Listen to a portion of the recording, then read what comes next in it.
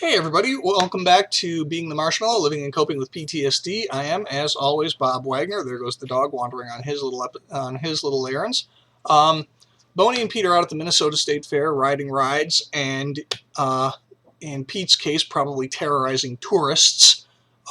This week I actually want to talk about the importance of having a balanced life, okay?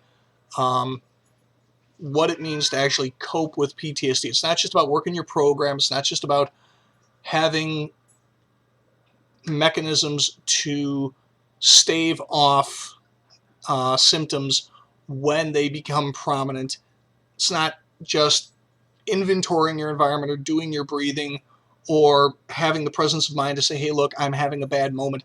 Is there a room that I can go to until I've got my feet back under me? Human beings are social animals, and it is important for us to have some kind of a social life. I realize that the outside world, it can be very, very scary. It can, it's very often where our trauma occurred, and many of us have sensory and crowd issues. I personally do not like crowds. And I know I'm not alone in that. I'm also somewhat susceptible to sensory overload, and I know a lot of others are with this condition.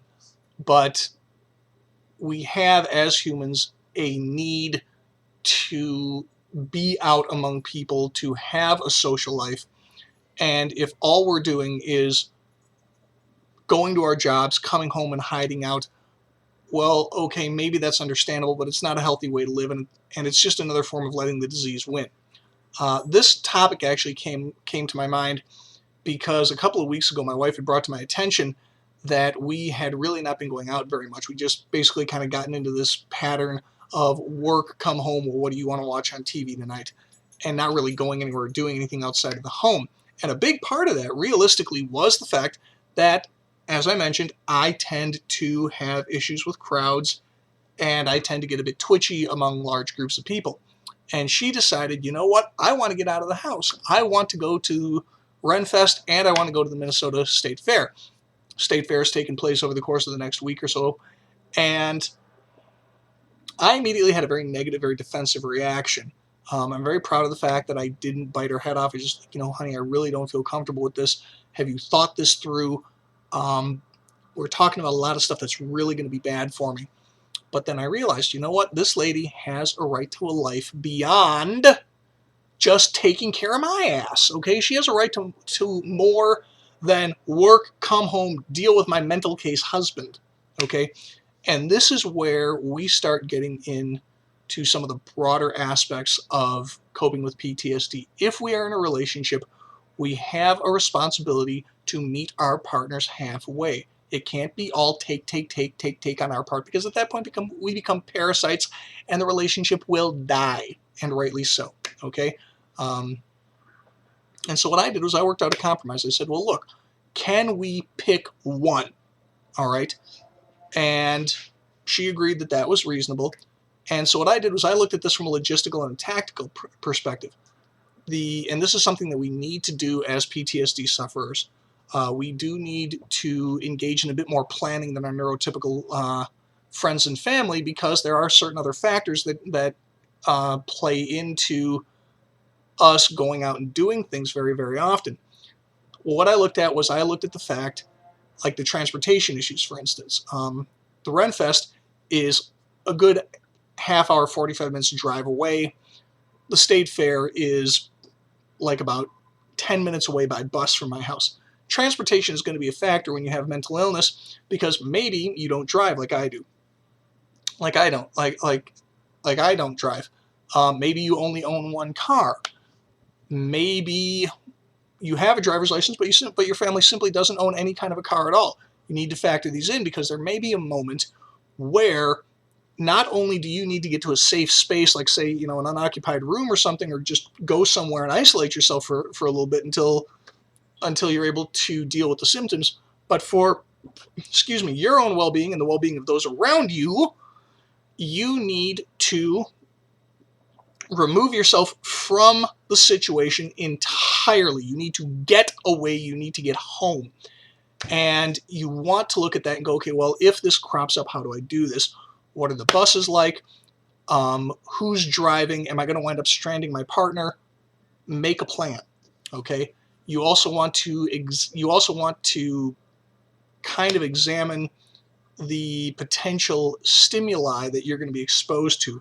Are there going to be crowds? Are there going to be loud noises? Are there going to be flashing lights? Is there going to be food served? And if so, is it stuff that's going to give me stomach issues? Because many of us have stomach problems. I myself have pretty severe stomach problems. And that was one of the things I pointed out to her, was like, honey, you're asking me to go someplace where, everything that's available to eat is going to be fried. And unfortunately, I can't eat a lot of fried food, which is too bad because fried food is so tasty. And I actually found a way around that. But you see, you need to plan for these things. What I did, this is my bottle of stomach pills. Extra medication for all! And then I take the pills and I feel better. I'm kidding. Don't medicate yourself unless your doctor specifically says to. I'm just making dumb jokes. These are actually over-the-counter stomach meds to keep me from pooping myself. Too much information!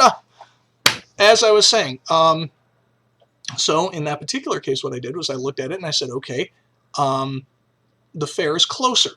I can get home from the fair without forcing you to come home with me and be my mental health nursemaid if I get into a bad place. And we mutually agreed, okay, look, we'll go there because it's close enough that I can get home under my own steam.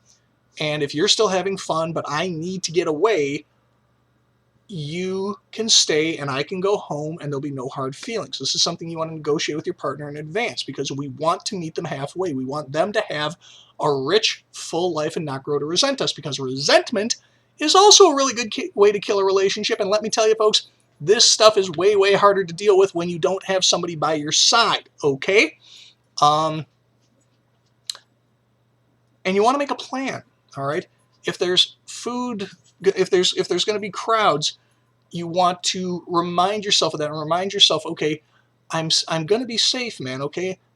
It'll be okay. And you want to kind of psych yourself up for this and practice your calming techniques before you ever leave the house.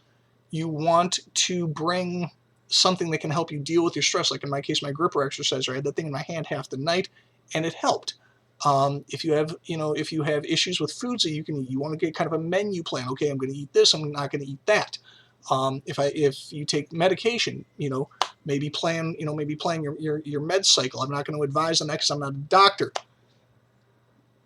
If and this applies to everything, okay, what am I going to do if the following occurs, okay, and get as detailed a plan as possible, because if you have a plan, then if something comes up where your rational mind exits the party, you don't have to try to engage in creating a plan on the spot when you've basically reverted to frightened ape mode, okay? So get a plan, figure out what you're going to do in advance, and then go and keep an open mind. Now, I'm not saying you should force yourself to go out if you're absolutely, just adverse to it, but you do want to make an effort to have more of a full life, and fine. Say, you're only there for 5 minutes. Well, you know what? That was 5 minutes that you didn't spend hiding out at home. And if you have to go home at that point, okay, at least you made the effort. Okay, you can say, you know what? I took a shot. In my particular case, it turned out that I made the right choice. I actually wound up having a really good time. I went and I was very, very aware of the fact that I was going to be in a situation where things were going to be somewhat challenging for me. And I specifically figured out, okay, I'm going to take my medication at this time. I am going to eat the following food items because these will be low impact for my stomach. I am going to keep an awareness of where my spouse is at all times, because if she's around, I feel much safer. I'm going to have my gripper exerciser with me, and I did make use of it. And yes, it can be very challenging and be very scary, and it takes effort, but it's worth it. In this particular case, I wound up having a really good time, and I talked to my wife afterwards, and we've made plans to go back, if not again this year, because I honestly don't think I can handle it more than once a year, then again next year. And this is one of those things where where we can actually celebrate a little bit. Okay, we can say, hey, you know what? I made an effort, to push past what the disease wanted me to do, and I took hold of a piece of my life, okay? It was scary at first, it was hard at first, but I overcame the challenge presented by the disease, and I took one more step towards living a rich, full life and being more than just a set of symptoms, okay? And that is the goal here, folks. And you know what? If I had gone and things hadn't worked out and I had to get the hell out of there, there wouldn't have been any shame in that either. And I want you to understand that yourself, okay? Let's say that, you get plans to go to a concert and it just proves overwhelming, okay? There's no shame in being overwhelmed. You made the effort. Sometimes you succeed, sometimes you fail. That is the part of the human condition. Every single person ever failed at some point. And that doesn't make you a loser or a weakling. It just means that at that particular moment, your resources were insufficient to the task. The challenge was too much, and that applies to everybody. Everybody has had that at some point. I don't care whether they're dealing with a mental illness or running a marathon or painting a painting, whatever, okay? The important thing is you make the run at it, because that is how we become fully actualized human beings. And that is what we want, okay? So, in summation, remember that your partner has a right, and you have a right, to a full life. You both have a right to a life that involves friends and hobbies and going out and having a good time. Be open to compromise, both of you, okay? I'm talking to the neurotypicals here. If you want to do this thing over here, and your partner wants to do this thing over here, like let's say you want to go to a concert with a lot of loud flashing lights, and your partner wants to stay home, meet in the middle and see if you can't go someplace where you're listening to the same kind of music. Maybe this is just one example, okay? Compromise. See if you can't find a place where you can go and listen to the same kind of music, or maybe there's not going to be a lot of flashing lights because flashing lights set off your partner, okay? Kind of like my wife and I did. She wanted to do both things. She wanted to do Renfest and the State Fair.